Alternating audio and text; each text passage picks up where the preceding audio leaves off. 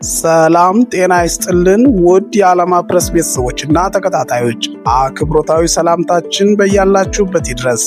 ለሰዓቱ የተመራረጡ አገራዊና ዓለም አቀፋዊ ሰበር አጫጭር መረጃዎችን የምናደርስበት ሰዓት ላይ እንገኛለን። በቅድሚያም ዋና ዋናዎችን እናስደምጣችሁ።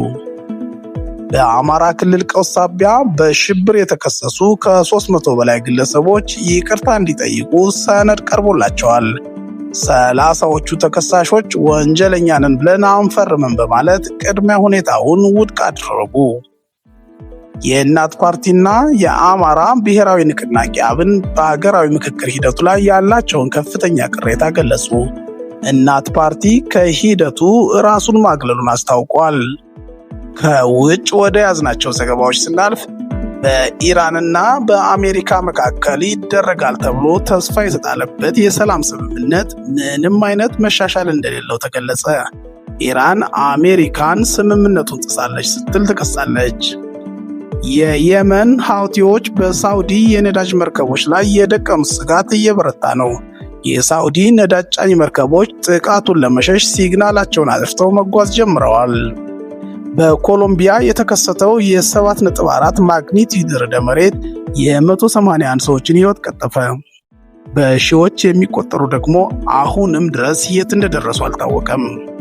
ክቡራን ተከታታዮቻችን እኒህንና መሰል ሰበር መረጃዎች በሚለቀቁበት ጊዜ በቶሎ እንዲደርሳችሁ ቻናሉን ሰብስክራይብ በማድረግና የደወል ምልክቷን በመጫን ለሌሎችም እንዲደርስ ላይክ እና ሼር በማድረግ እንድትከታተሉን እያሳሰብን በዝርዝር ወደ ምንመለከታቸው መረጃዎች እናልፋለን። ወደ ዝርዝር መረጃዎች ስናልፍ በመጀመሪያ የምናገኘው ሰበር መረጃ በአማራ ክልል ከተከሰተው ቀውስ ጋር በተያያዘ በሽብር የተከሰሱ የህዝብ ተወካዮችን፣ ፖለቲከኞችና ጋዜጠኞችን የተመለከተው ዘገባ ነው። በአማራ ክልል በተከሰተው ቀውስ ጋር በተያያዘ በሽብር ለተከሰሱት ከ300 በላይ ፖለቲከኞች፣ ጋዜጠኞችና ሌሎች ግለሰቦች በይቅርታ እንዲለቀቁ ለማድረግ በሂደት ላይ እንደሚገኙ እየወጡ ያሉ መረጃዎች ያሳያሉ። መንግስት በአማራ ክልል ከቀጠለው ግጭት ጋር በተገናኘ በተለያዩ መዝገቦች የሽብር ክስ የተመሰረተባቸው የህዝብ ተወካዮችን፣ የመገናኛ ብዙሃን ባለሙያዎችና ሌሎች ግለሰቦችን ይቅርታ ጠይቀው ክሳቸው እንዲቋረጥ ከእስር እንዲለቀቁ የይቅርታ ሰነድ አቅርቧል ተብሏል። ይህ ለሽብር ተከሳሾች የቀረበው የይቅርታ ሰነድ በክልሉ ለተፈጸሙ ግድያዎችና ጉዳቶች ተከሳሾቹ ኃላፊነት እንዲወስዱ የሚጠይቅ መሆኑን ቢቢሲ ይዞት የወጣው መረጃ ያሳያል።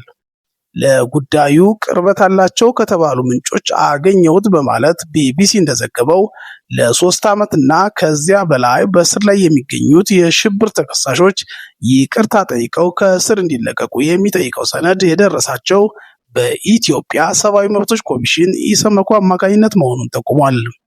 የኢሰመኮ ዋና ኮሚሽነር ብርሃኑ አዴሎ ለአንድ ወር ያህል በተከሳሾቹና በመንግስት መካከል የማደራደር ተግባር ሲያከናውኑ ከቆዩ በኋላ ተከሳሾቹ ይቅርታ የሚጠይቁበትና ቅድመ ሁኔታዎችን ያካተተበት ሰነድ ለየግላቸው እንደደረሳቸው ታውቋል።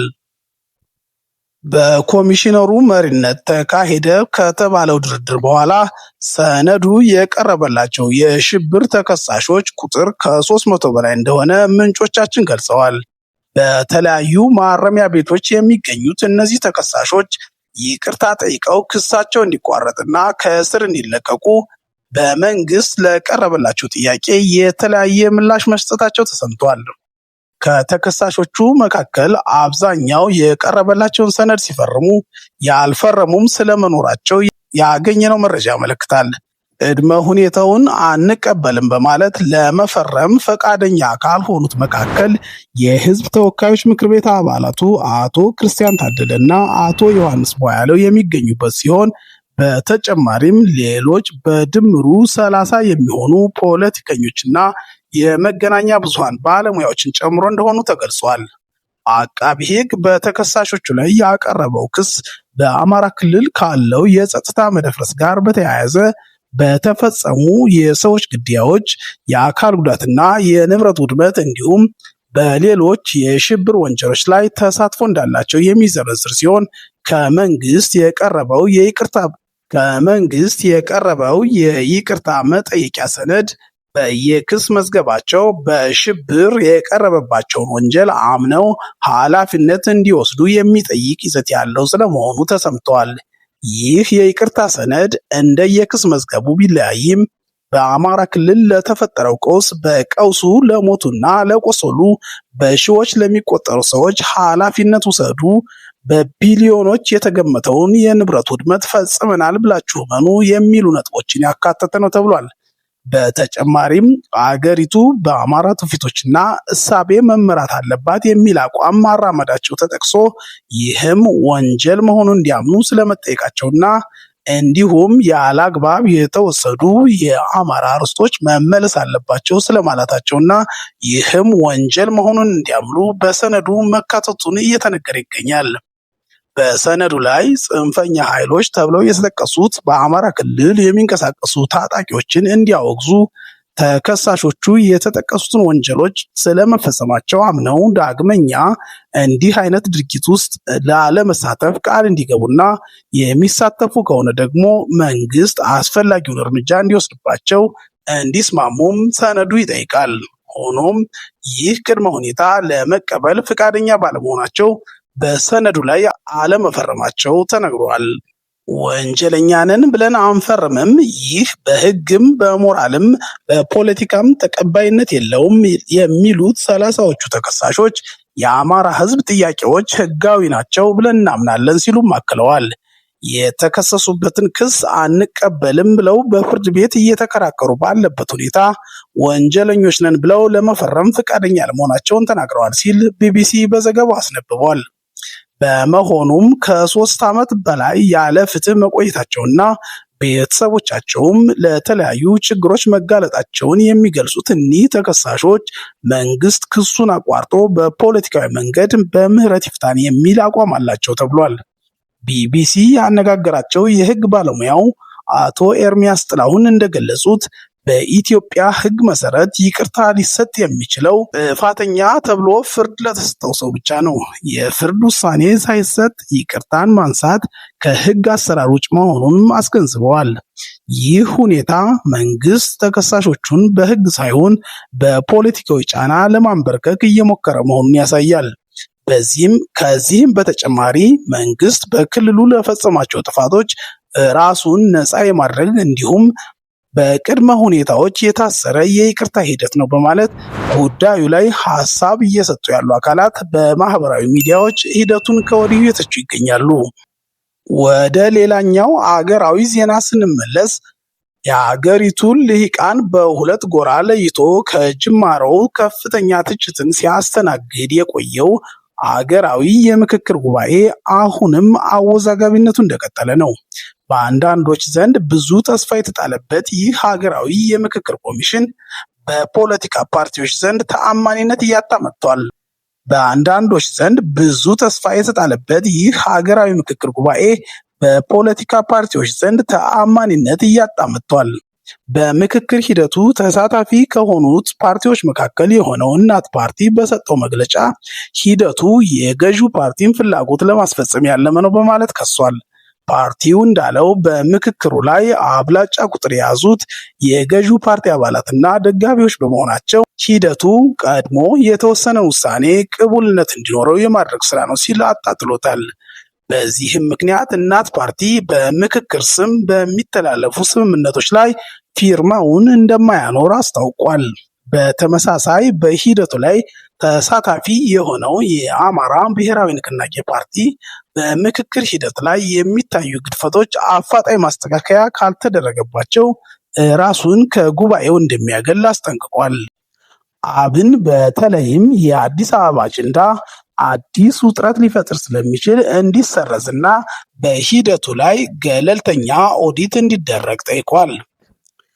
ከውጭ ወደ ያዝናቸው መረጃዎች ስናመራ በኢራንና በአሜሪካ መካከል የነበረው ጊዜያዊ የሰላም ስምምነት አደጋ ላይ መውደቁን እንመለከታለን።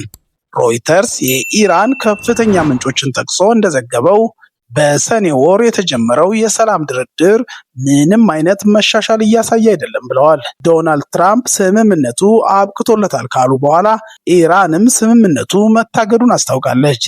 ኢራን አሜሪካን የሆርሙዝ ባህር በር እንዲከፈት ትፈልጋለች እንጂ የታገዱ ንብረቶቻችንን ለመልቀቅ ፈቃደኛ አይደለችም ስትል ትከሳለች።